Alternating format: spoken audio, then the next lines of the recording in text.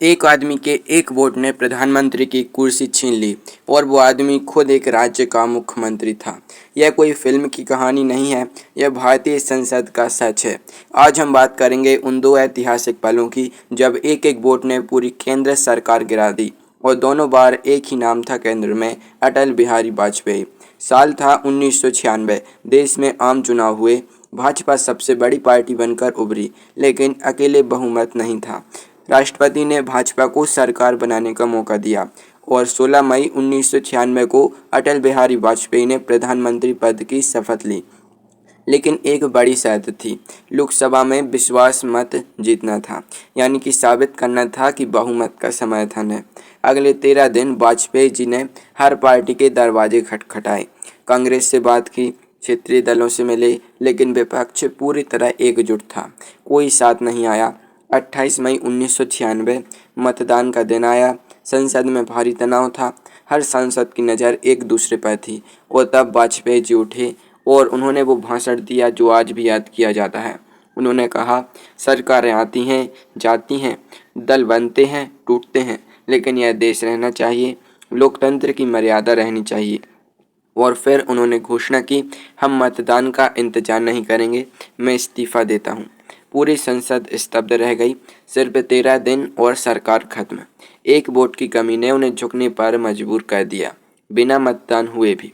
पहली बार सरकार बिना मतदान के गिरी, लेकिन 3 साल बाद जो हुआ वो और भी चौंकाने वाला था। इस बार मतदान हुआ और हार का अंतर था सिर्फ एक वोट।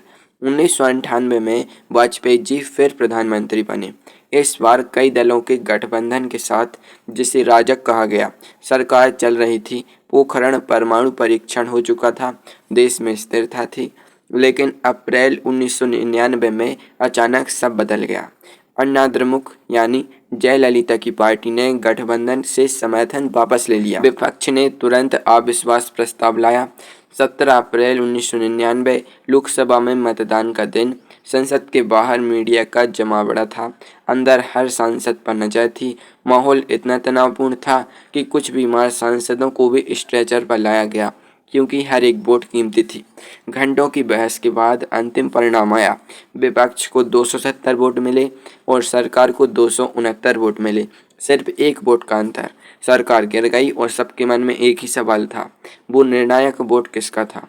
2 नाम सामने आए। पहला, गिरिधर गमांग, जो उस समय ओडिशा के मुख्यमंत्री थे, लेकिन साथ ही वे लोकसभा के सांसद भी थे। उन्होंने विपक्ष के पक्ष में वोट दिया। यह मामला इतना विवादास्पद था कि बाद में यह सुप्रीम कोर्ट तक पहुंचा। सवाल यह था कि क्या एक बैठे हुए मुख्यमंत्री को लोकसभा में इस तरह मतदान करने का अधिकार था। दूसरा, सैफुद्दीन सोज, नेशनल कॉन्फ्रेंस के सांसद, जिन्होंने अंतिम समय में मन बदला और विपक्ष का साथ दिया। उनकी पार्टी गठबंधन में थी, इसलिए यह विश्वासघात माना गया। इन 2 वोटों ने मिलकर एक चुनी हुई सरकार को इतिहास बना दिया। इसके बाद राष्ट्रपति ने लोकसभा भंग कर दी और देश में फिर से आम चुनाव हुए और इस बार वाजपेयी जी पूरे 5 साल की सरकार बनाने में सफल रहे। तो दोस्तों, यही है लोकतंत्र की हकीकत और उसकी नाजुक हकीकत। 1996 में एक वोट की कमी ने वाजपेयी जी को इस्तीफा देने पर मजबूर किया। 1999 में एक वोट के अंतर ने एक पूरी सरकार गिरा दी। इतिहास उन सभी लोगों को याद रखता है जिन्होंने उस निर्णायक पल में अपना हाथ उठाया। अगर आपको यह वीडियो पसंद आई तो वीडियो को लाइक करें और चैनल को सब्सक्राइब करें।